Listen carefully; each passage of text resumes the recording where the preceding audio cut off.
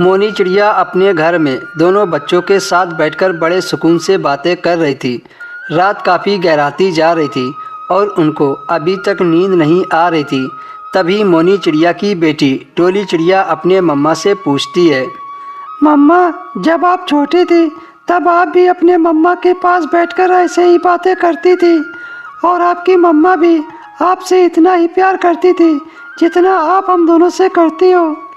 हाँ बेटी, मेरी मम्मा भी ऐसे ही हमसे प्यार करती थी। एक रात जब मैं अपनी मम्मा से बातें कर रही थी तभी उन्हें हार्ट अटैक आ गया था और वो उसी रात हमें छोड़कर चली गई थी। उस रात मैं बहुत रोई थी।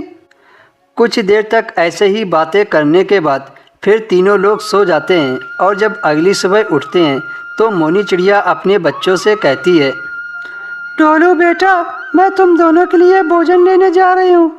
तुम अपनी बहन डोली चिड़िया का ख्याल रखना। इतना कहकर मोनी चिड़िया भोजन की तलाश में चली जाती है। भोजन ढूंढते ढूंढते उसे काफ़ी देर हो गई थी पर अभी तक उसे कुछ नहीं मिला था। तभी मोनी चिड़िया को पेड़ में एक अमरूद दिखता है। वो अमरूद लेने उस पेड़ के पास चली जाती है। काफ़ी ढूंढने के बाद एक अमरूद मिला है, इससे हमारे बच्चों का पेट भर जाएगा। फिर मोनी चिड़िया उस अमरूद को लेकर अपने घर की तरफ चल पड़ती है। अभी वो रास्ते में ही थी कि तभी पीछे से एक जालिम चील आ जाती है और उसे मारकर अपने घर ले जाती है। कुछ ही दूरी पर बैठा कल्लू कौवा ये सब देख लेता है। फिर कल्लू कौवा मोनी चिड़िया के घर में जाता है और उनके बच्चों को बताता है, टोलू बेटा, तुम्हारी मम्मा को जालिम चील ने मार दिया और उसे अपने साथ ले गई है। ये सब मैंने खुद अपनी आँखों से देखा है।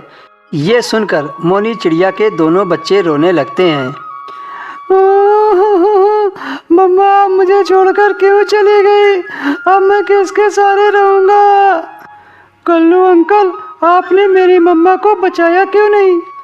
बेटा, मैं भला चील का मुकाबला कैसे कर सकता था?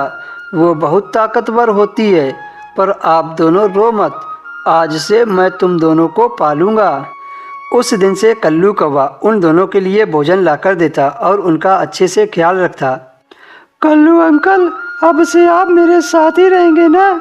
हाँ बेटा, अब से मैं ही तुम दोनों को पढ़ाऊंगा लिखाऊंगा और तुम दोनों की शादी करूंगा।